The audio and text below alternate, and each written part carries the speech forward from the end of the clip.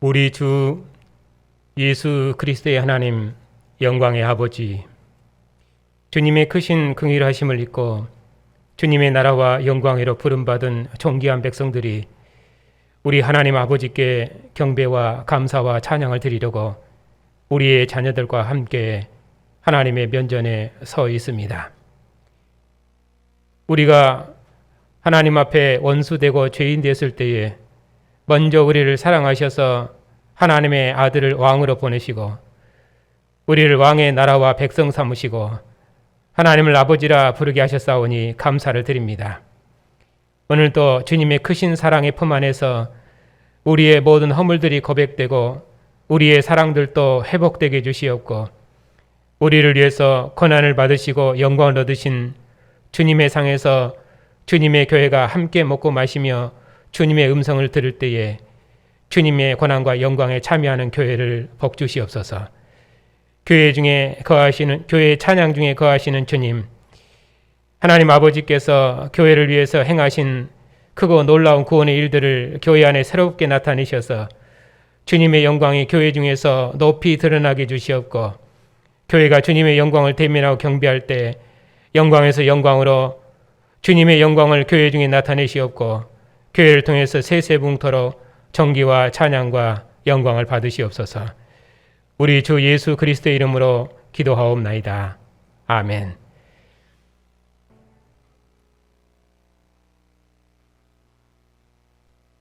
하나님의 말씀은 사도행전 16장 6절입니다.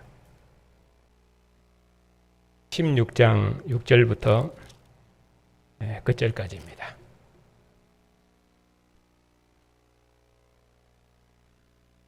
하나님의 말씀을 받들어 읽겠습니다. 성령이 아시아에서 말씀을 전하지 못하게 하시거늘 그들이 부르기아와 갈라디아 땅으로 다녀가 무시아 앞에 이르러 비두디안으로 가두고자 애쓰되 예수의 영이 허락하지 아니하시는지라. 무시아를 지나 드로아로 내려갔는데 밤에 환상이 바울에게 보이니 마게도냐 사람 하나가 가서 그에게 청하여 이르되 마게도냐로 건너와서 우리를 도우라 하거늘 바울이 그 환상을 보았을 때에 우리가 곧 마게도냐로 떠나기를 힘쓰니 이는 하나님이 저 사람들에게 복음을 전하라고 우리를 부르신 줄로 인정함이러라. 앉으십시오. 11절입니다. 우리가 드로아에서 배로 떠나 사모드라게로 직행하여 이튿날 네아폴리로 가고 거기서 빌립보 이르니 이는 마게도냐 지방의 첫 성이요 또 로마의 식민지라. 이 성에서 수일을 이하다가 안식일에 우리가 기도할 곳이 있을까 하여 문 밖 강가에 나가 거기 앉아서 모인 여자들에게 말하는데 도아드라 시리에 있는 자색옷감 장사로서 하나님을 섬기는 루디아다 하는 한 여자가 말을 듣고 있을 때에 주께서 그 마음을 열어 바울의 말을 따르게 하신지라. 그와 그 집이 다 세례를 받고 우리에게 청하여 이르되 만일 나를 주 믿는 자로 알거든 내 집에 들어와 유하라 하고 간곤하여 머물게 하니라. 우리가 기도하는 곳에 가다가 점치는 귀신 들린 여종 하나를 만나니 저무로 그 주인들에게 큰 이익을 주는 자라. 그가 바울과 우리를 따라와 소리질러 이르되 이 사람들은 지극히 높은 하나님의 종으로서 구원의 길을 너희에게 전하는 자라 하며 이같이 여러 날을 하는지라. 바울이 심히 괴로워하여 돌이켜 그 귀신에게 이르되 예수 그리스도의 이름으로 내가 내게 명하노니 그에게서 나오라 하니 귀신이 즉시 나오니라. 여종의 주인들은 자기 수익의 소망이 끊어진 것을 보고 바울과 실라를 붙잡아 장토로 관리들에게 끌어갔다가 상관들 앞에 데리고 가서 말하되 이 사람들이 유대인인데 우리 성을 심히 요란하게 하여 로마 사람인 우리가 받지도 못하고 행하지도 못할 풍속을 전한다 하거늘 우리가 일제히 일어나 고발하니 상관들이 옷을 찢어 벗기고 매로 치라 하여 많이 친 후에 옥에 가두고 간수에게 명하여 든든히 지키라 하니 그가 이러한 명령을 받아 그들을 깊은 옥에 가두고 그 발을 착고에 든든히 채웠더니 한밤중에 바울과 실라가 기도하고 하나님을 찬송하며 죄수들이 듣더라.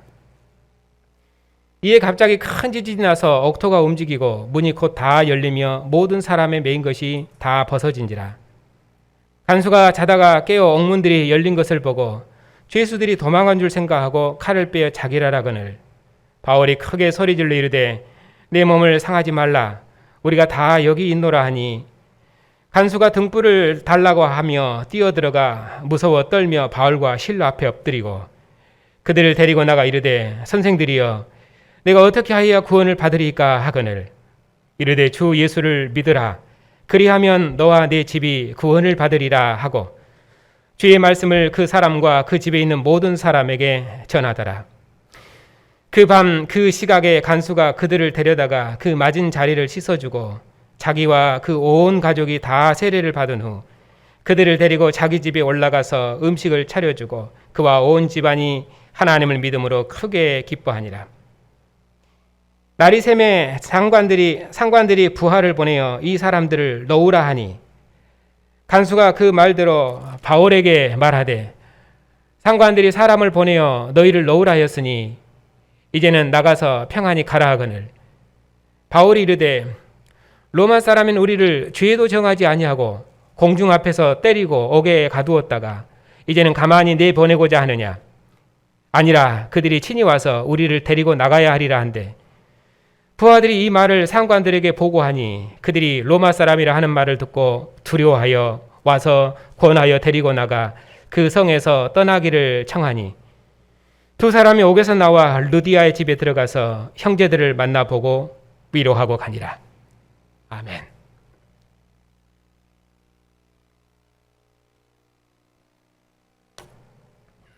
기도하겠습니다.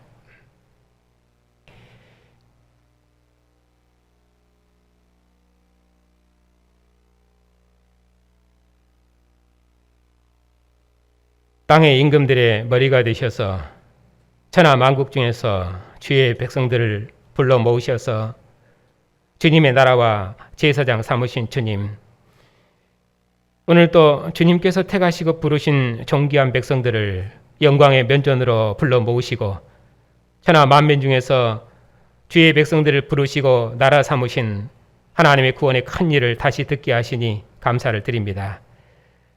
주의 성령께서 친히 말씀을 듣는 주의 백성들의 마음을 여시고 저들도 주님의 말씀 앞에 함께 아멘함으로 말씀에서 주시는 복과 생명을 누리게 하시고 이 복음의 말씀에서 하나님의 마지막 경륜을 듣고 천하 만민을 불러 모으시는 주님의 은혜의 일에 참여하는 영광을 누리게 해주시옵소서. 주의 백성들을 위해서 종을 세우셨사오니 종의 입술에 지혜의 영으로 함께 하셔서 주님의 교회에 주님께서 행하신 구원의 큰 일을 선포하게 하시고 교회가 이 말씀에서 주의 영광을 보게 하시고 이 말씀으로 주님의 나라를 만국 중에 세우는 복된 교회가 되게 해 주시옵소서. 우리 주 예수 그리스도의 이름으로 기도하옵나이다. 아멘.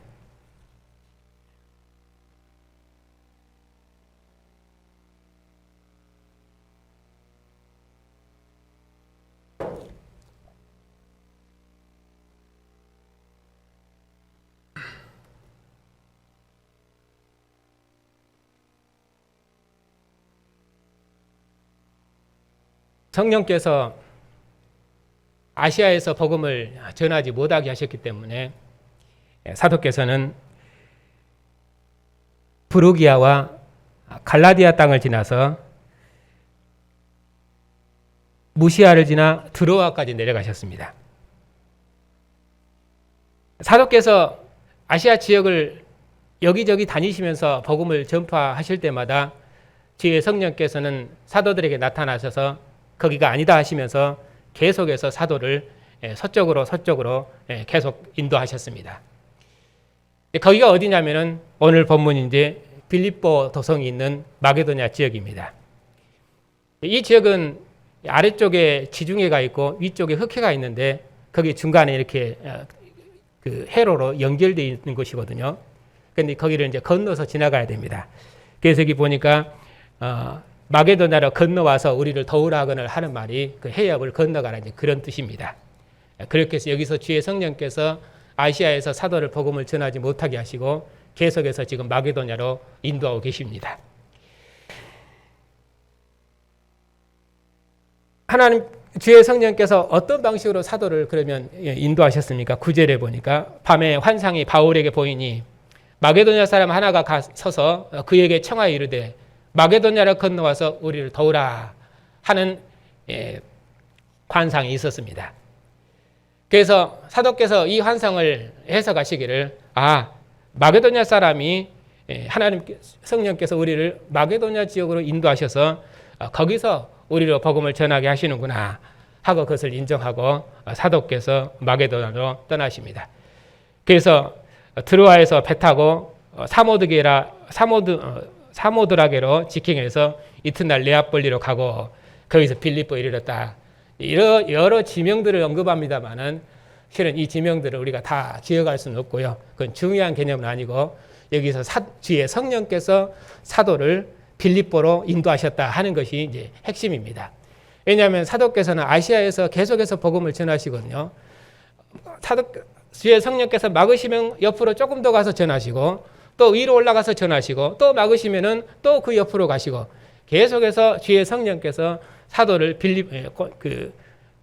마게도냐 지역으로 계속 인도하는 이런 과정들입니다. 그래서 하나님의 인도하심을 따라서 지금 사도께서 빌립보 성으로 지금 오셨습니다. 그래서 사도께서 이제 이렇게 빌립보에 도착하셨는데 이 빌립보를 설명하기를 12절에 어떻게 설명하냐면 마게도냐 지방의 첫 성이요 그리고 또 로마의 식민지더라 이렇게 빌립보를 설명을 하고 있습니다. 이렇게 빌립보를 마게도냐 지방의 첫 성이다 이렇게 설명하는 것은 빌립보가 사도께서 마게도냐에 가셔서 처음으로 정복한 도성이기 때문입니다. 항상 첫 성이 대표성을 가지기 때문에 첫 성을 정복하면은 그러면은 모든 성을 정복하는 것입니다. 여리고성 전투가 그런 개념이죠. 그처럼 빌립보는 이제 마게도냐 지방의 첫 성입니다. 그 성을 정복함으로 이제 그 성이 있는 그 성을 설명하기를 뒤에 또 뭐라고 말하면 로마의 식민지더라 이런 말을 쓰고 있습니다. 이렇게 빌립보를 로마의 식민지라고 표현하는 것은 주의 성령께서 사도 바울을 로마로 인도하셨다 하는 것을 지금 강조하고 있는 것입니다. 사도의 모든 사역의 목표는 지금 어디로 가시냐면은 로마로 가는 것입니다. 로마를 정복하는 것이 사도행전에서 사도 선교 사역의 마지막 목표입니다. 그런데 그 로마로 가는 그 모든 여정에 선교 여정의 첫 도입부가 여기 빌립보 도성입니다. 그래서 빌립보는 로마의 식민지더라. 로마를 언급함으로 이제 로마를 정복해 나가시는 사도의 선교 사역의 첫 시작점을 언급해 주고 있습니다. 사도행전에서 그래서 땅끝 하면은 일단은 로마입니다. 물론 사도행전에서 땅끝 개념은 이제 그 여러 개념으로 여러 의미로 또 쓰입니다. 왜냐하면은 구원 역사적인 의미로는 저 에티오피아 땅끝에서 저 에티오피아에서 멀리 땅끝에서 온 그 고위 관리에게 복음이 선포되면은 그러면은 하나님 나라 복음이 땅끝까지 모든 백성들에게 전파되는 것입니다. 그때 거기서 저 멀리서 온 에티오피아 관리 거기까지 복음이 전파됐다 했을 때 그때 땅끝이라는 표현을 쓰죠. 그리고 사도행전 전반부에서 그러면 땅끝은 어디냐면은 예루살렘에서 시작된 복음이 유대와 사마리아와 땅끝까지 전파되리라 했을 때 그러면 유대와 사마리아 지역을 넘어서 땅끝까지 전파되는데 어디로 전파됐냐면은 흩어진 유대인들이 복음을 전파해서 누구에게 전파했습니까? 헬라인들에게 전파했습니다. 그래서 헬라인들에게 전파되는데 헬라인들이 중심을 이루는 교회가 안디옥 교회입니다.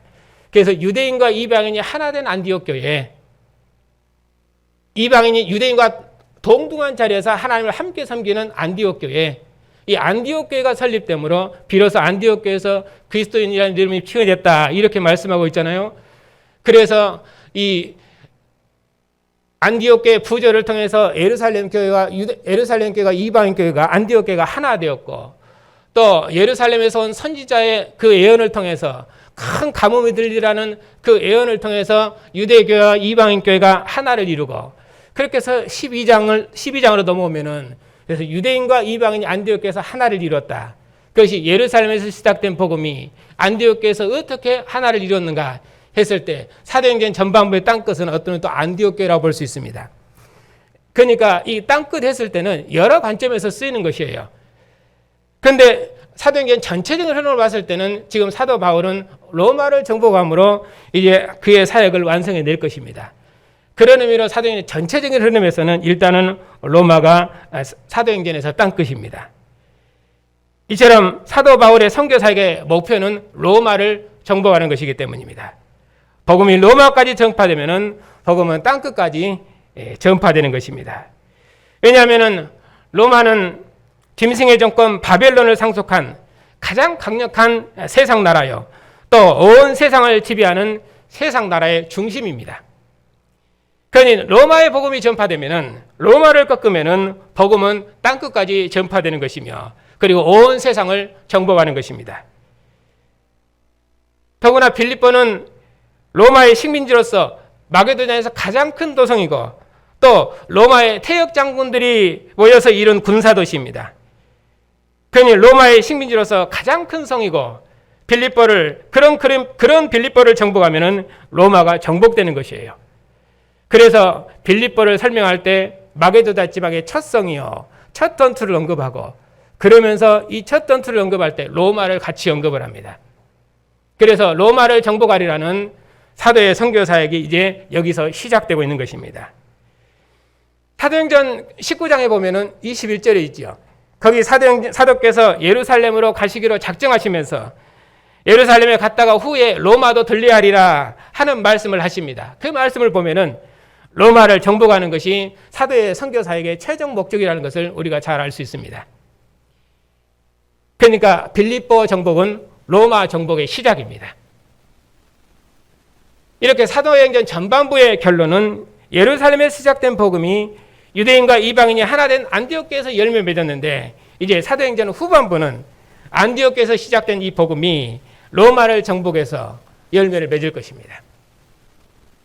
그래서 예루살렘에서 시작된 복음이 땅끝까지 전파되리라는 이 사도행전의 목표를 이루는 것입니다. 성령께서 바로 이 일을 이루시기 위해서 아시아에서 전도하는 사도 바울을 지금 빌립보 도성으로 인도하신 것입니다. 그 내용이 오늘 본문의 이제 도입부입니다.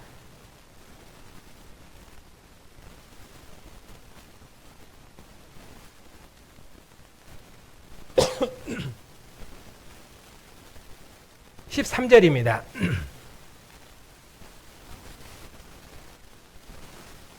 항상 성령께서는 사도의 사역을 위해서 그의 백성을 예비하셨습니다. 이 사도의 선교 사역을 위해서 빌립보에서는 누구를 예비하셨냐면 루디아를 예비하셨습니다. 만국 백성을 불러 모으시는 주님의 마지막 뜻을 이루는 주님의 종들을 위해서 성령께서는 신실한 협력자를 보내주셨습니다. 주님께서 제자들을 하나님 나라 일꾼으로 파송하실 때도 너희들이 빈손으로 가도 된다 그렇게 말씀하실 때는 그들은 주님의 종들이며 그들은 하나님 나라의 관리들이기 때문입니다. 그래서 주님께서는 자기 종들을 어디로 보내시든지 신실한 하나님의 백성들을 인도하셔서 자기 종들을 영접하게 하실 것입니다. 그처럼 빌립보에서도 사도를 영접한 복음의 협력자가 있었습니다. 그 사람이 누굽니까? 하나님을 섬기는 루디아. 제가 지난 시간에는 이 큰 문맥을 보고 제가 작은 문맥을 살피지를 못했습니다. 그래서 디모데를 단순히 복음의 협력자로만 설명을 드렸습니다.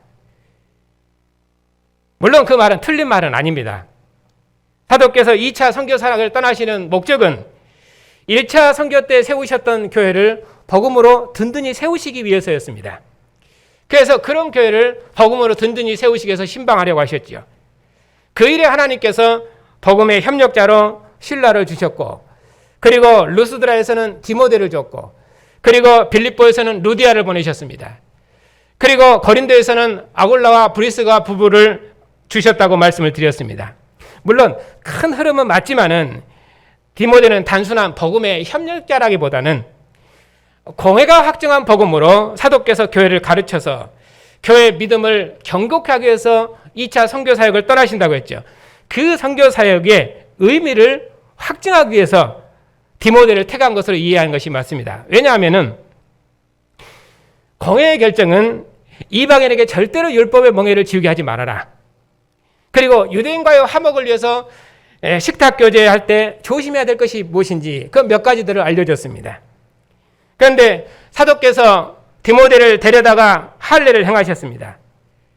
그걸 설명하기를 3절에 이는 유대인으로 말미암아 그를 데려다가 할례를 행하니, 그러니까 유대인 때문에 디모데에게 할례를 행했다고 말씀합니다. 디모데의 아버지는 헬라인이지만은 디모데의 어머니는 유대인입니다. 그래서 유대인과의 화목을 위해서 사도께서는 디모데에게 할례를 행했던 것입니다. 이것이 사도께서 디모데에게 할례를 행하신 것입니다. 그러니까 단순히 디모데는 본문이 말하고 있는 것처럼 복음의 협력자, 전체적인 흐름은 실라도 그렇고 또 뒤에 루디아도 그렇고 또 아굴라와 브리스 부부도 그렇고 이 흐름들이 쭉 연결되어 있죠. 이 사도의 선교 2차 선교 사역의 복음의 협력자들이 있습니다. 그 중간에 디모데가 끼어 있어요. 그러니까 당연히 디모데도 복음의 협력자는 맞는데 단순한 복음의 협력자가 아니라 어떤 의미로 복음을 협력하는가? 그것은 공회가 확증한 내용, 절대로 이방인에게 율법의 명예를 메우지 말아라, 지우지 말아라. 그리고 또 한 가지는 유대인과의 화목을 위해서 몇 가지는 조절해라 하는 것이거든요. 그 조절하는 항목에 지금 디모데가 걸려 있는 것입니다. 그러니까 유대인과의 화목을 위해서 사도께서 디모데에게 할례를 행합니다. 디모데를. 그러니까 유대 공회에서 확증한, 예루살렘 공회에서 확증한 이 복음의 내용을 더 확증하기 위해서 사도께서는 디모데를 데리고 가실 때 그에게 할례를 행했던 것입니다. 그것이 이 디모데 사건의 내용이에요. 그러니까 본문을 자세히 읽고 구조를 잘 파악을 해야만 본문의 흐름을 잡을 수가 있습니다. 성경은 언약 문서이기 때문에 법적인 언어이고 논리적인 언어입니다. 그렇기 때문에 여러분들에게 설교를 잘 따라올 수 있도록 어느 때는 먼저는 전체적인 구조를 설명드릴 때도 있습니다. 물론 제가 매번 설교할 때마다 그렇게 하지는 않을 것입니다. 그러나 이런 방법을 여러분들이 힘을 내서 따라오시면은 여러분이 성경을 읽는데 많은 도움을 받을 수 있습니다. 물론 이런 방법이 여러분에게 부담이 될 수도 있습니다. 그러나 이런 방법이 여러분의 믿음을 말씀 위에 더욱 견고히 세우고 또 그리스도의 장성한 분량이 충만한 데까지 이르게 할 것이라고 저는 믿습니다. 그 점을 여러분이 잘 아시고 지금보다 조금 더 힘을 내서 복음의 때를 사서 모든 때를 따서 복음을 배우는데 여러분이 마음을 쓰시면은 이런 방법이 여러분의 믿음을 더욱 견고케 하리라고 저는 확신합니다. 그래서 이제 오후 시간에는 그동안 중단되었던 복음의 근본 도리에 대해서 계속해서 공부를 할 생각입니다.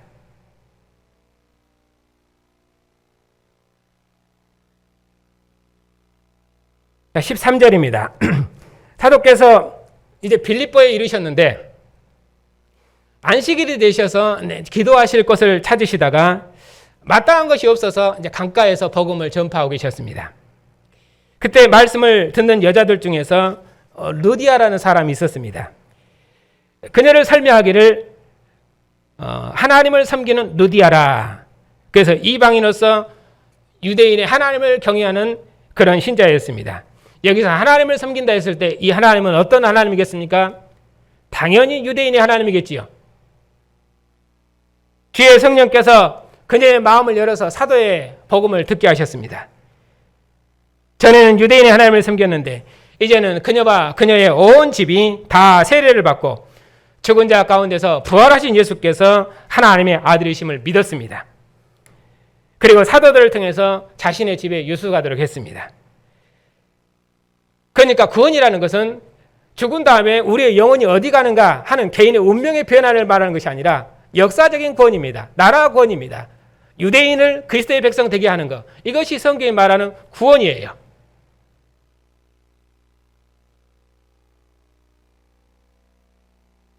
이 개념을 그렇게 반복해서 여러 번 말씀드렸고 이것이 복음의 근본들이고 핵심이라고 말씀을 드렸습니다.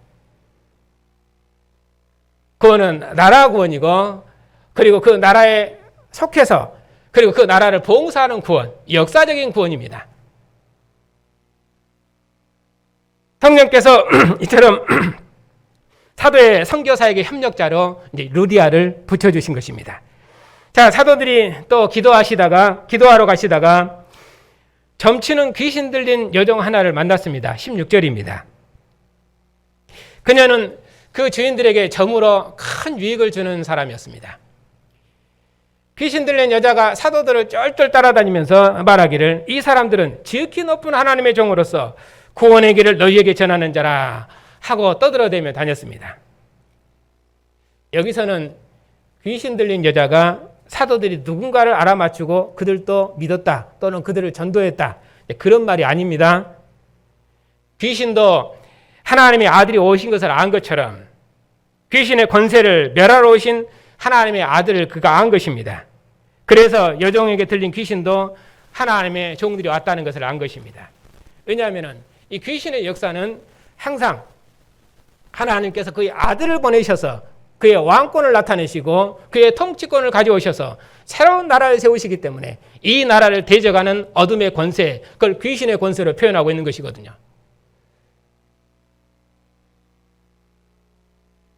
그래서 본문은 이 귀신의 권세와 지극히 높은 하나님의 종인 사도의 권세를 대조합니다.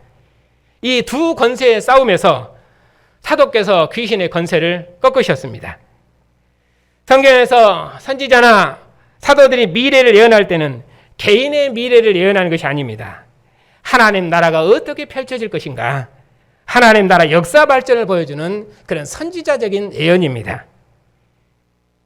귀신처럼 개인의 미래를 알아맞춘다는 의미로, 그런 의미로 예언이 아니지요. 이렇게 사도께서 귀신의 권세 아래 잡혀있는 여자를 불쌍히 여기시고 그녀를 귀신의 권세에서 해방시켰습니다. 사도께서 지극히 높은 하나님의 종으로서 예수 그리스도의 이름으로 귀신의 권세를 꺾으셨습니다. 그러니 권세 있는 하나님의 종의 말씀을 듣고 귀신이 즉시 나갔습니다. 사도들은 지극히 높으신 하나님의 종으로서 부활하신 주님께서 직접 보내심을 받은 주님의 종들입니다. 지극히 높으신 하나님의 종 사도는 귀신의 권세하려는 여종을 이렇게 귀신의 권세로부터 해방하셨습니다. 이것이 사도들이 보내심을 받은 목적입니다. 그런데 여종의 주인들이 이제 자기들의 수익의 소망이 다 끊어졌어요. 그걸 보고 바울과 실라를 붙잡아서 고세에서 관리들에게 넘겼습니다. 주인들은 그동안 이 귀신 들린 여자 때문에 많은 돈을 벌었습니다. 그런데 사도들이 이 여자에게서 귀신을 쫓아내는 바람에 이제 그 돈도 못 벌게 생겼습니다. 그뿐만 아니라 그를 따르는 무리들도 이제는 자신의 미래를 점칠 수가 없습니다. 알 수가 없어요. 그러니 무리들도 다 함께 협력해서 바울과 실라를 붙잡아 갈리들에게 끌고 왔습니다. 그들을 귀신의 권세에서 해방하시고 죽은 자 가운데서 부활하신 주님의 백성으로 그들을 구원하려고 하는데 그들이 오히려 사도에게 말하기를 이 사람들은 이 성을 요란하게 하며 묘한 풍속을 전하는 자다 하고는 고발했습니다.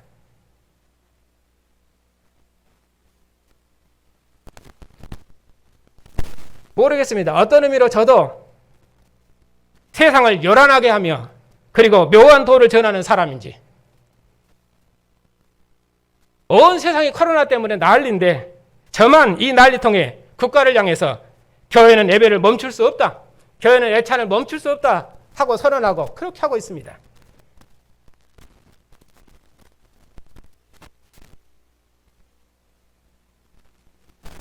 그러니 저는 이 세상을 요란하게 하고 그리고 묘한 풍속을, 묘한 도를 전하는 사람입니다.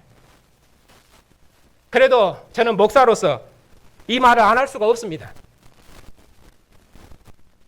교회는 예배함으로 살며 예찬함으로 삽니다. 그게 교회의 정체성입니다. 국가는 그걸 막을 수 없습니다.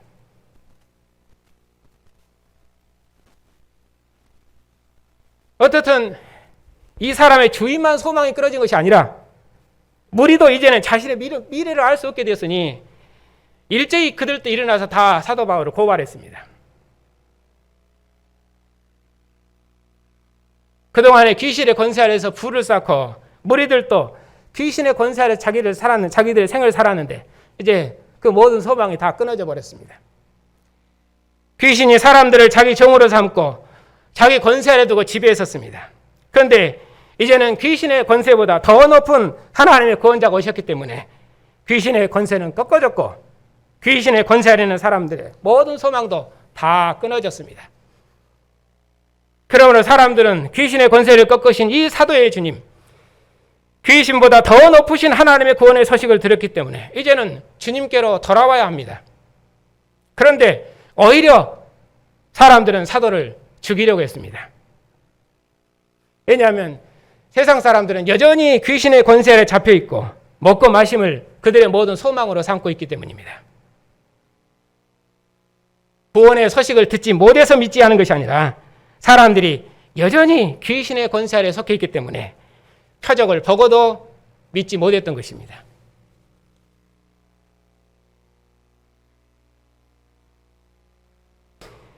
사도께서 귀신의 대장인 그들의 대장인 귀신의 권세를 꺾으셨기 때문에 증거가 확실한데도 그들이 믿지 않았습니다.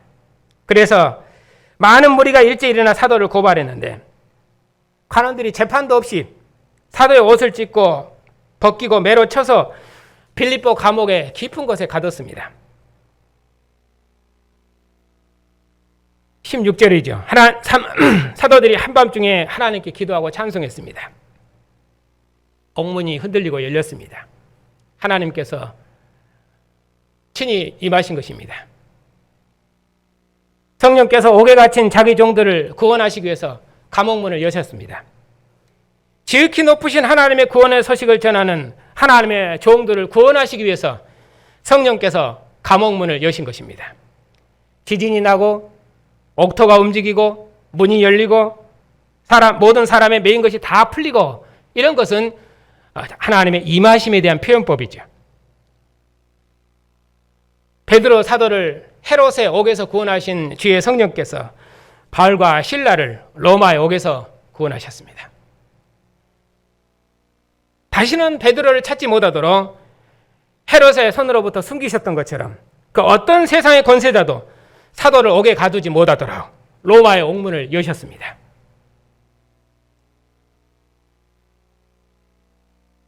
이 본문의 구약 배경은 다니엘서입니다. 남은 자들이 이방 땅에서 세상 나라의 왕들과의 전투, 이것이 오늘 본문의 배경입니다. 다니엘과 세 친구들은 지극히 높으신 하나님의 종들이었습니다. 느부갓네살 임금이 다니엘과 세 친구들을 사자굴과 풀무불에 넣었을 때 인자 같은 이가 그들과 함께 했습니다.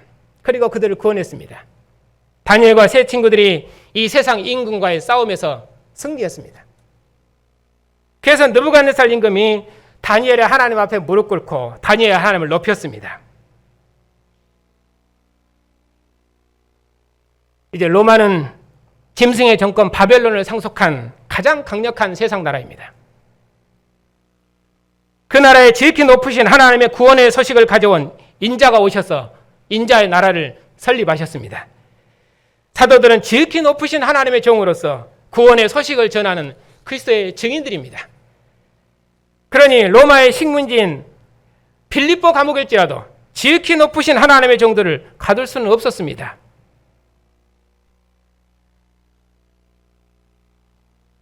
(27절입니다) 간수가 자다가 옥문이 열린 것을 보고 죄수들이 도망간 줄 알고 자결하려고 했습니다. 왜냐하면 죄수들이 도망치면 그 책임을 간수장이 책임을 지고 죽어야 하기 때문입니다.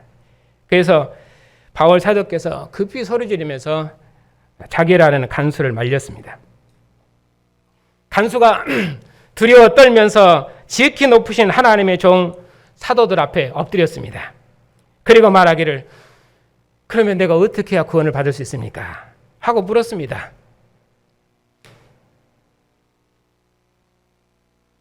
가장 세상에서 강력한 나라 로마 황제를 위해서 싸웠던 용병들의 도시 빌립보 황제의 감옥이 있는 곳입니다.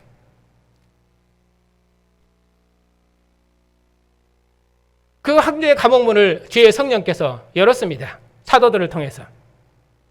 그러니 사도들은 지극히 높으신 하나님의 종들입니다. 이 문을 열 사람이 누가 있습니까? 로마 황제의 감옥문을. 그러니 큰 권세자를 만난 것입니다. 그러니 내가 어떻게 하면 구원을 받겠습니까? 이 말이 내가 어떻게 하면 예수를 믿고 죽은 다음에 천당 가겠습니까? 이 말이 아니지요.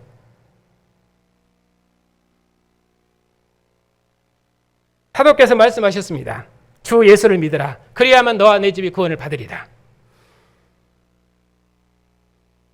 주의 말씀을 그 사람과 그 집에 있는 모든 사람들에게 전했습니다. 그러면 주 예수를 믿으면 구원을 받는다. 그 말이 여기서 무슨 말이겠습니까?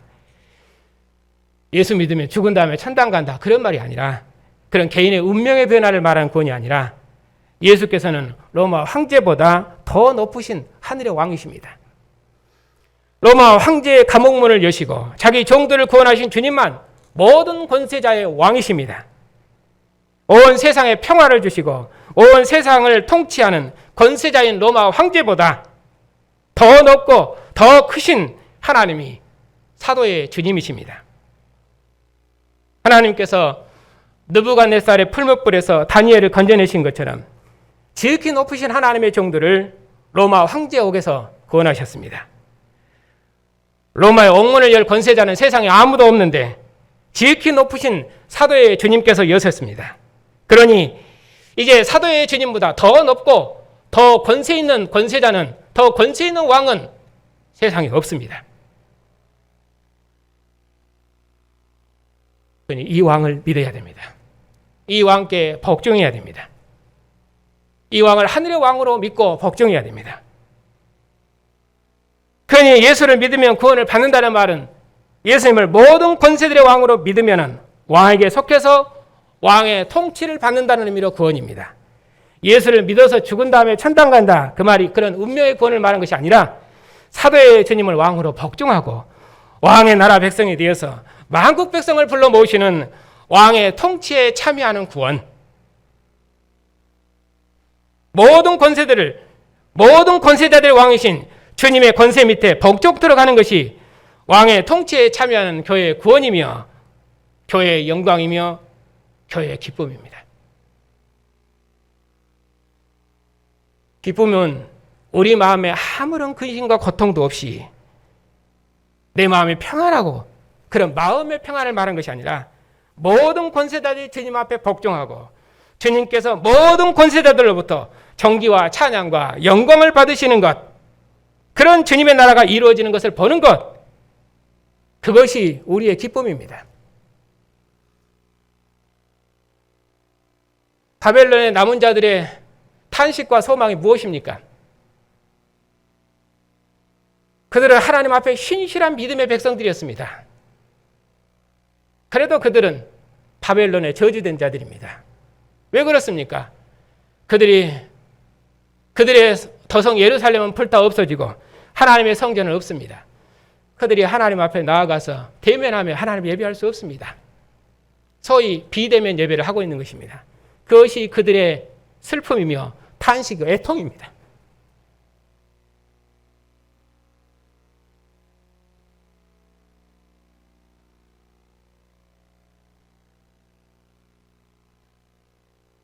다니엘과 세 친구들은 바벨론 궁중에서 평안했습니다.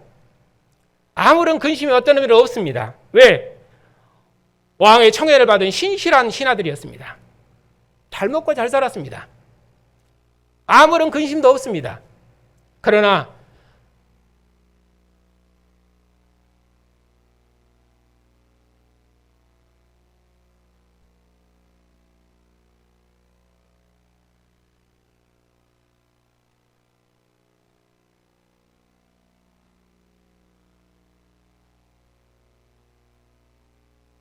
이스라엘의 남은 자들은 예루살렘을 향해서 기도할 뿐 그들은 예루살렘 성소에서 하나님을 대면할 수가 없었습니다. 거기서 하나님을 예배하며 기뻐할 수 없었고 믿음의 공동체와 함께 생명의 친교를 나눌 수도 없었습니다. 그것이 그들의 애통이고 슬픔이고 눈물이고 근심입니다. 개인의 평안이 아니라 나라입니다. 하나님의 나라를 잃었습니다. 성소도 불타고 없습니다. 아무것도 그들은 할 수 없습니다. 그래서 천국의 왕이 와서 하나님 나라를 선포하실 때 복되도다 너희들이여 그렇게 선언했던 것입니다. 심령이 가난한 자는 복이 있나니 천국이 너희 것이며 애통하는 자는 복이 있나니 너희가 위로를 받을 것이며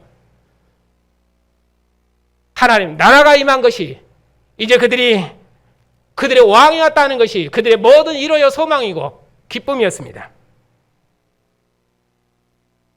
이제 그들은 그 왕과 함께 천국을 맡아서 천국을 경영하며 천국의 백성과 함께 하나님을 예배하며 경배하고 찬양할 수 있습니다.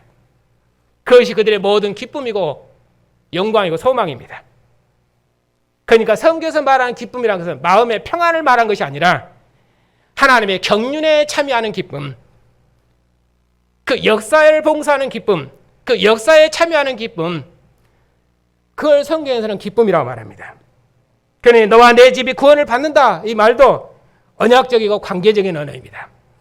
우리 각 개인이 믿어서 구원을 받는다 그렇게 생각하는데 성경이 말한 것은 하나님 나라 구원이라고 했습니다.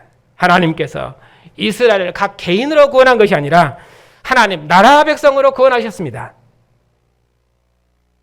그러니 나라에 속하지 않은 개인은 없습니다.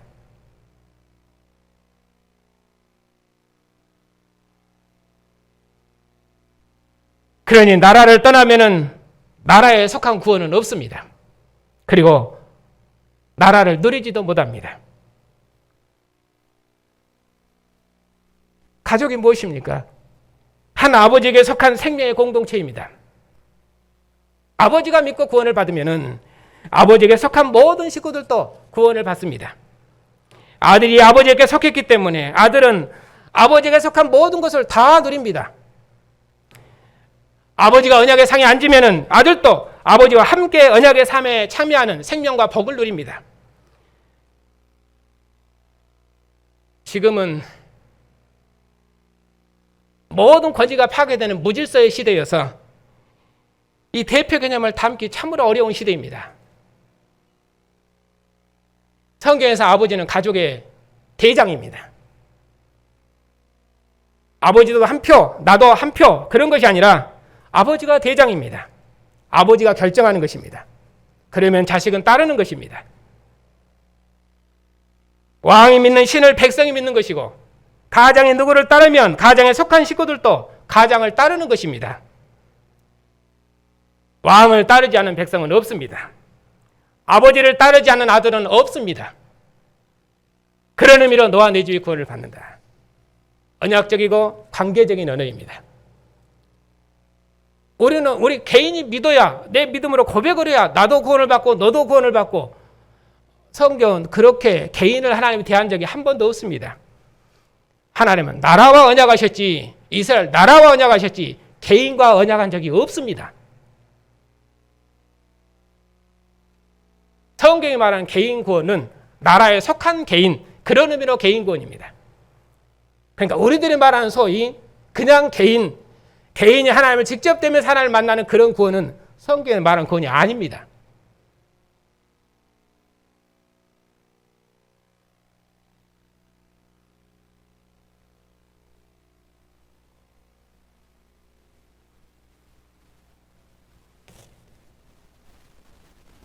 그래서 단수장의 사도의 말을 듣고 그와 온 가정이 다 구원을 받았습니다. 어떻게? 세례를 통해서 구원을 받았습니다. 그래서 세례가 왜 교회에서 구원인지 그걸 오후 시간에 오늘 공부를 할 것입니다. 단수가 하나님의 종 앞에 무릎을 꿇었습니다. 세례를 받는다는 의미를 지금 설명한 것입니다. 로마 황제가 최고 권세자인 줄 알고 이제까지 황제 앞에 복종했는데 이제 로마의 권세자보다 더 높고 더 권세 있는 왕이 사도의 주님이라는 것을 알았습니다. 그래서 사도의 주님을 모든 권세의 왕으로 복종한 것입니다. 그것이 믿는다는 말입니다. 마음의 신념이 아니라 왕에게 속해서 왕의 권세 앞에 무릎 꿇고 복종해서 왕의 통치를 받는 것입니다. 그의 성경에서 말하는 믿는다는 개념입니다. 그리고 사도들은 모든 권세의 왕이시요 지극히 높으신 하나님의 종으로 그들이 사도들을 영접했습니다. 사도를 치료해주고 자기 집으로 모셔서 극진히 대접했습니다.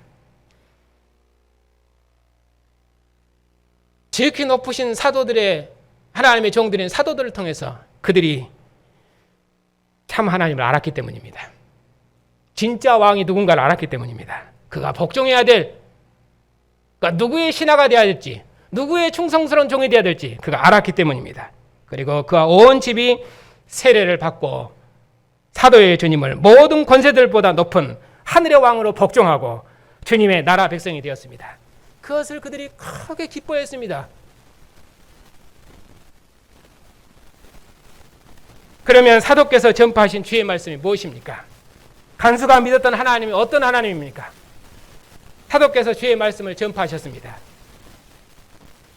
로마 황제의 감옥문을 열 사람은 세상에 아무도 없습니다.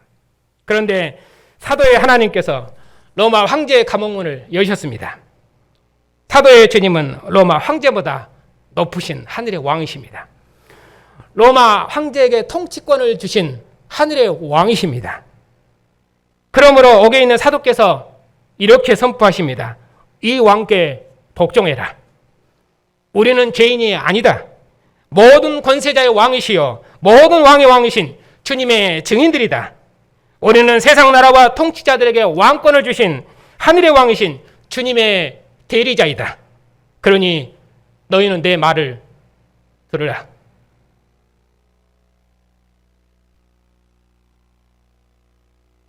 여러분에게 주신 권세입니다.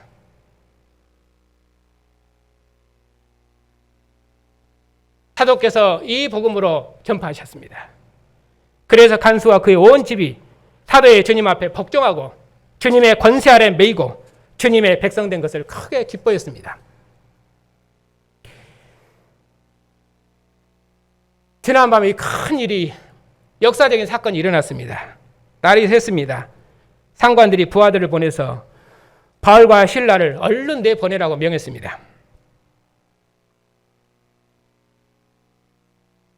아마도 고소한 사람들의 이야기를 들었을 것입니다. 그 사람들 이야기를 들어보니까 이 사건은 로마가 관여할 일이 아닙니다. 이건 종교 문제예요. 종교 문제예요. 유대인들도 하나님을 믿는다 하고 그리스도인들도 하나님을 믿는다 하는데 도대체 이 하나님이 이방인들이 누구 하나님을 말하는지 알 수가 없어요. 하나 알 수 있는 것은 얼마 전에 반역절에 십자가에 죽은 예수가 하나님의 아들이시다. 모든 권세의 왕이시다 하고 증거하는 그리스도인이 있다는 것. 묘한 도를 증거하는 그리스도인들이 있다는 것. 그건 어떤 알겠는데 어떻든 이것은 로마가 관여할 일이 아니라고 생각했습니다. 그래서 사도들을 가만히 내보내기로 했습니다. 그런데 바울 사도께서 말씀하시기를 로마 사람인 우리를 재판도 없이 공중 앞에서 때리고 옥에 가두었다가 이제는 아무런 해명도 없이 가만히 내버리려고 하는가? 그건 옳지 않다. 그러니 우리가 아무 죄가 없음을 공중 앞에서 확증하고 선언하고 그리고 직접 감옥으로 내려와서 우리를 석방해라. 로마는 법의 나라입니다. 법 없이 그렇게 가두고 매를 때리고 그렇게 할 수 없습니다. 만약 이 일이 들통나면 그들은 큰 문책을 받을 것입니다. 그래서 상관들이 옥에까지 직접 내려와서 사도를 정중히 모셔왔습니다. 그리고 옥에서 데리고 나왔습니다. 그리고 제발 이 성에서 떠나시라고 그렇게 요청했습니다. 베드로 사도께서 구원됐을 때는 그때 베드로 사도께서 뭐라고 말씀하셨습니까? 너는 형제들에게 가서 주께서 나를 이끌어 헤롯의 손에서 구원하셨다. 그렇게 말하시고는 어디론가 떠나가 버리셨습니다. 아무도 찾을 수 없는 곳으로. 헤롯이 베드로를 찾으려고 백방으로 수색했죠. 찾을 수 없었습니다. 왜냐하면 하나님께서 베드로를 헤롯의 손에서 감춰버리셨습니다. 야고보처럼 죽일 것이거든요. 그런데 바울 사도 이 사건은 전혀 상황이 다르지요. 사도께서는 옥에서 구원을 받으시고 모든 사람들이 보는 가운데서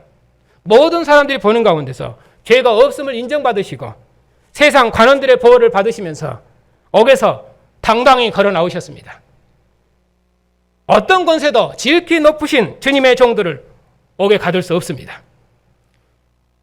사도들은 지극히 높으신 하나님의 종들입니다.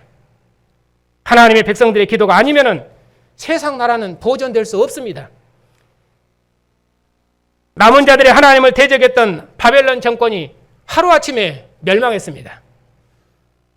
하나님의 백성들을 대적했던 교만한 세상 나라를 어떻게 멸하셨는지 우리는 역사에서 분명히 보았습니다.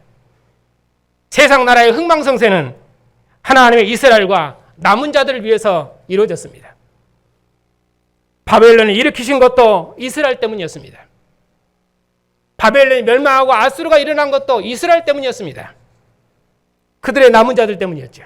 아수르가 멸망하고 페르시아가 멸망하고 로마가 일어난 것도 다 남은 자들의 약속한 이 정말의 구원, 그 구원을 기다리는 남은 자들의 소망, 그것을 이루시기 위해서 하나님께서 역사를 경영하셨습니다. 하늘에 1월 성신이 떨어지는 것도 자기 백성 때문이었습니다. 세상 나라의 경계와 한계를 정하신 것도 자기 백성 이스라엘을 위해서였습니다. 하늘의 해와 달과 별들을 지으신 것도 자기 백성 이스라엘을 위해서였습니다. 세상 역사는 하나님께서 기뻐하신 이 자기 백성을 위해서 운행되고 진행됩니다.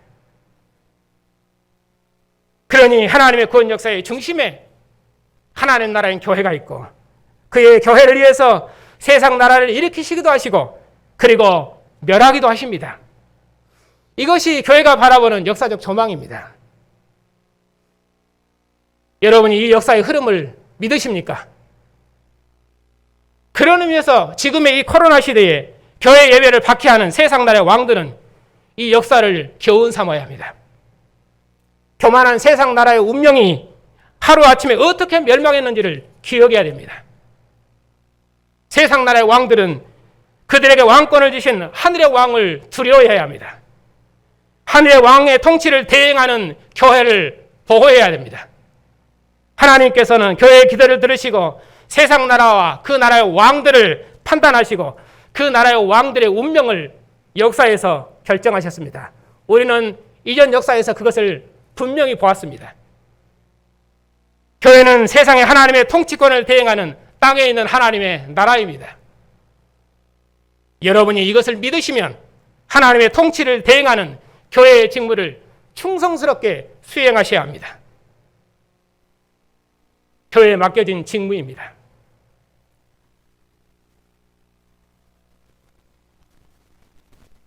마지막 40절입니다.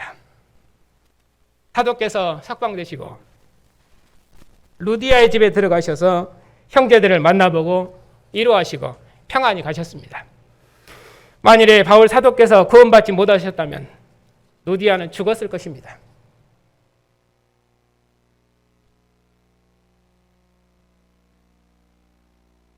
사도를 영접했거든요. 바울 사도께서 이제 석방되셨기 때문에 교회는 이제 두려움이 없습니다. 온 교회가 평안했습니다. 로마의 권세가 지극히 높으신 하나님의 종들을 보호했습니다. 그리고 지켰습니다. 바울 사도께서는 로마의 보호 아래서 평안하게 복음을 전파하실 수 있었습니다. 이것이 세상 나라 왕들과 세상 나라의 권세자들이 해야 할 일입니다. 사도의 주님께서 하늘 보좌에서 통치하시기 때문에 세상 나라의 왕들은 지극히 높으신 하나님의 종들을 대적해서는 안 됩니다. 세상 나라의 왕들은 하늘의 왕이신 주님의 통치를 대행하여 공의로운 도로 통치하고 이 땅의 질서를 유지해서 교회가 평안한 중에 하나님을 섬기며 복음을 전파할 수 있도록 해야 됩니다. 교회는 그런 세상 나라의 왕들과 그 나라를 위해서 기도할 것입니다. 왜냐하면 세상이 평안할 때 교회가 평안한 중에서 하나님을 예배하며 만민을 구원하시는 하나님의 구원 역사를 완성해낼 수 있기 때문입니다. 만일에 느부갓네살 임금이 다니엘을 풀무불에 넣었던 것처럼 헤롯 임금이 사도를 야고보를 죽이고 베드로를 옥에 던졌던 것처럼 세상 관원들이 지극히 높으신 하나님의 종들을 빌립보 감옥에 던졌던 것처럼 세상 나라의 왕들이 주님의 교회 예배를 빼앗는다면 결단코 하나님의 심판을 견디지 못할 것입니다. 사도께서 말씀하셨습니다.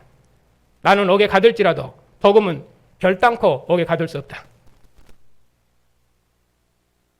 사도께서 아그리파 왕 앞에서 이렇게 말씀하셨습니다. 당신도 나와 같이 내가 이렇게 결박된 것 외에는 당신도 나와 같이 하늘의 왕의 통치를 받으라. 우리는 어느 경우에 있든지 죽은 자 가운데서 부활하신 주님을 모든 권세대들의 왕으로 증언할 것입니다. 죽은 자 가운데서 부활하신 주님에는 하늘의 왕이 없으니 이 왕께 복종하고 이 왕의 통치를 받으라고 증언할 것입니다. 로마 황제에게 속하면 황제에게 속한 자로 살지만 죽은 자 가운데서 부활하신 주님께 복종해서 주님을 모든 권세들의 왕으로 복종하면 주님께 속한 백성으로 살며 주님의 통치를 받는 주님의 나라 백성으로 구원을 받는다고 이 왕을 증언할 것입니다. 이것이 지극히 높으신 부활하신 주님의 종으로서 교회가 전파할 복음입니다. 세상 나라의 왕들이 교회가 증언하는 주님의 말씀에 복종해서 주님의 통치에 복종하고 주님의 교회를 대적하지 않으면 하나님께서 고레스를 그의 종으로 쓰셨던 것처럼 하나님께서 세상 나라와 그의 왕들을 주님의 종으로 쓰실 것입니다. 그래서 교회는 이 나라와 이 민족을 위해서 기도해야 됩니다. 오늘도 지극히 높으신 주님의 나라 백성들이 주님께서 진설하신 언약의 상에 둘러앉았습니다. 이 생명의 상에서 모든 왕들의 왕이신 주님을 기억하십시다. 귀신의 권세 아래 있었던 우리를 해방하셔서 이제는 주님께 속해서 주님의 통치를 받는 주님의 나라 백성 삼으신 것을 기억하십시다. 우리가 전에는 귀신의 권세 아래 사는 것이 우리의 생명이며 복인 줄 알았는데 그런 어둠에서 우리를 해방하셔서 부활하신 주님께 속한 백성으로 구원하셨습니다. 우리의 자녀들과 함께 부활하신 주님을 왕으로 복종하고 왕의 나라와 왕의 통치와 왕의 영광을 위해서 우리의 모든 생을 살게 하셨습니다. 주의 성령께서 우리의 마음을 열으셔서 주님을 왕으로 복종케 하시고 만국 중에 주님의 나라를 세우는 일에 우리의 모든 역사를 쓰게 하셨습니다. 루디아는 율법을 배워서 유대인의 하나님을 경외하는 자였지만 그때 우리는 귀신의 권세 아래서 하나님을 대항하는 원수였습니다. 그런 우리를 주의 성령께서 주님께 속한 새 백성으로 구원하셨습니다. 부활하신 주님만 모든 백성과 민족들과 왕들이 경배할 하늘의 왕이심을 믿고 복종하게 하셨습니다. 부활하신 주님만 모든 권세자가 복종할 하늘의 왕이심을 증언하는 권세 있는 백성 삼으셨습니다. 이제 그 누구도 부활하신 주님께서 왕이심을 전파하는 교회의 증언을 막을 수 없습니다. 죽은 자 가운데서 부활하신 주님께서는 공중의 권세 잡은 자를 이기신 분이시며 우리를 사망의 권세로부터 구원하셨고 충성된 증인으로 땅의 임금들의 머리가 되신 분이십니다. 그러므로 세상의 그 어떤 권세자도 예수의 왕되심을 증언하는 교회의 증언을 막을 수 없습니다. 세상 나라의 그 어떤 왕들도 교회의 예배를 막을 수 없습니다. 부활하신 주님의 복음은 교회의 증언을 통해서 온 세상을 정복할 것이며 천하 만민이 우리의 왕께 무릎 꿇고 주님께 속해서 주님의 통치를 받는 우주적인 나라가 임하기까지 교회를 대적할 어둠의 권세는 이제 없습니다. 죽음의 권세를 이기신 부활하신 우리의 왕과 왕의 나라를 대적할 이 세상 권세자는 이제는 없습니다. 예수님을 죽음의 무덤에서 구원하신 하나님 아버지께서 로마의 옥문을 여시고 사도를 구원하신 주님께서 우리를 지옥의 권세로부터 구원하셔서 부활하신 주님의 나라 백성 삼으셨습니다.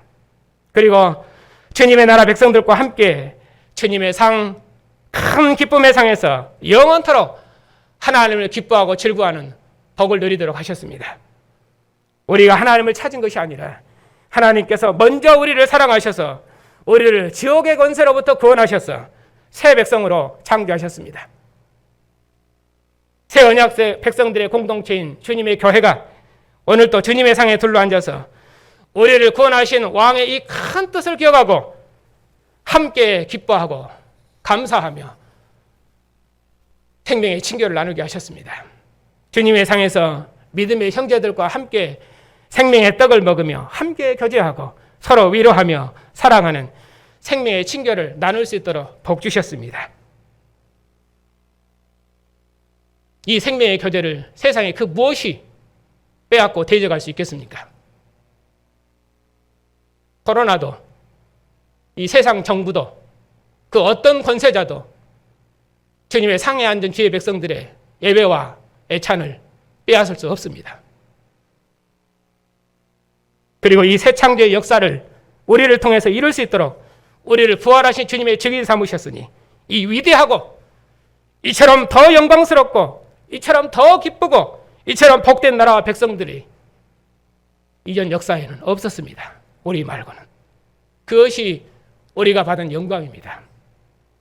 이 세상 나라의 통치자들과 권세자들이 주님의 교회를 보호하고 지켜야 하지만 혹 세상 나라 왕들이 주님의 교회를 대적할지라도 주님의 말씀은 결단코 매이지 않고 오직 권세 있는 주님의 왕 되심을 증언해서 주님의 통치를 온전히 드러낼 것입니다.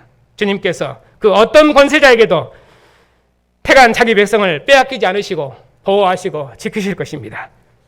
그리고 교회는 승리하고 승리할 것입니다. 그러나 이 승리의 영광은 십자가 없이는 얻을 수가 없습니다. 우리 주님께서도 십자가의 죽음을 통해 영광을 얻으셨으니 십자가는 세상에 남아있는 교회의 유업입니다. 귀신의 권세를 꺾으신 사도의 권세를 보고도 사람들은 자기 수익의 소망이 끊어진 것 때문에 사도를 박해했습니다. 그들의 모든 소망은 먹고 마심이었습니다. 지금도 귀신의 권세 안에 있는 세상은 먹고 마심을 그들의 주로 삼습니다. 그래서 세상 나라 왕들은 먹고 마심으로 백성들을 미혹해서 자기 종으로 삼습니다. 코로나 시대에도 세상 나라의 왕들은 먹고 마심을 요구하며 아우성치는 집단들은 살려주지만 교회는 경제 집단이 아닙니다. 그래서 교회 예배를 금지해버립니다. 단칼에 자를 수 있습니다.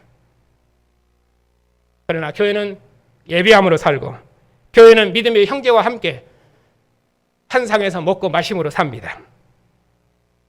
세상 정부는 집합금지로 교회의 생명을 끊을 수 없습니다. 그런데 정부가 지금 그렇게 하고 있습니다.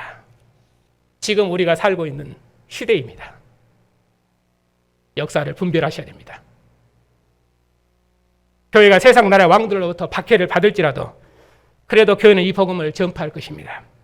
사도는 옥에 가둘지라도 복음은 가둘 수 없었던 것처럼 주님의 복음은 땅끝까지 전파되어 만국 중에 세워질 것이며 주님의 복음은 결국 이 세상 나라의 권세자들을 정복할 것입니다. 이 영광의 나라가 이 땅에 이루어지는 것을 모든 기쁨으로 삼고 이 나라를 소망하며 모이기를 힘쓰며 주의 상에 함기를 힘쓰며 땅끝까지 예수의 왕 되심을 증언하는 충성스러운 증인들이 다 되십시다. 여러분의 증언을 통해서 주의 나라를 만국 중에 세우실 것입니다. 기도하겠습니다.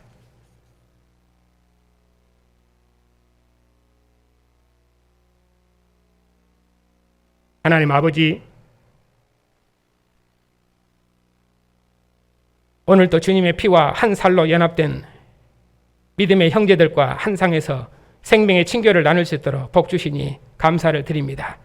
이 생명의 상에서 몸을 내어주신 주님의 사랑을 기억하고 이 사랑으로 형제의 생명을 부양하는 믿음의 공동체를 복 주시고 천하 만민을 불러 모으시는 하나님의 마지막 경영에 생을 다해 참여하는 주의 교회를 복주시옵소서. 주의 백성들의 증언에 주의 성령께서 함께 하셔서 만민이 하나님의 권에 큰 일을 듣게 하시고 복음의 일에 부탁을 받고 떠난 주님의 종들과 또 종들의 수고에 함께 참여하는 주의 교회를 복주시옵고 주님의 복음을 들고 온 교회가 믿음에 견고히 서게 하시고 날마다 주의 말씀이 흥황해서 주님의 나라가 만국주의에 세워지는 것을 우리 눈으로 보게 하시고 이 나라가 만국주의에 세워지는 것을 보고 기뻐하며 주의 영광을 온 땅에 증거하는 능력 있는 증인들이 다 되게 해주시옵소서. 오늘도 주님의 교회가 주의 상에 앉았습니다. 이 생명의 상에서 함께 먹고 마시며 교제하는 주의 교회를 영원토록 복주시옵소서. 우리 주 예수 그리스도의 이름으로 기도하옵나이다. 아멘. 이방 왕의 권세 아래 있었던 우리를 모든 권세들이 무릎 꿇고 복종하는 만왕의 왕이신 주님의 통치에 참여하는 영광스러운 백성들로 복주셨으니 감사를 드립니다. 모든 권세가 무릎 꿇고 복종하는 주님의 통치가 임하고 주님의 이름이 교회를 통해서 세세토록 영광을 받으시는 온전한 주님의 나라가 임하기까지 주님의 복음으로 천하 만민을 구원하는 주의 교회를 복주시옵소서. 우리에게 주신 언약의 자손들도 언약의 부모의 믿음을 따라서 주님의 상에 앉아서 하나님을 예배하며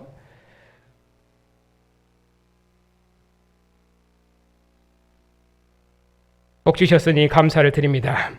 저들이 언약의 부모의 가르침을 통해서 하나님의 경륜인 복음을 배워 주님의 마지막 경영에 참여하는 존귀한 자녀들로 축복해 주시옵소서. 자비하신 주님, 고난 중에 있는 성도들과 또 연약한 가운데 있는 주의 백성들에게 긍휼을 베풀어 주시옵소서.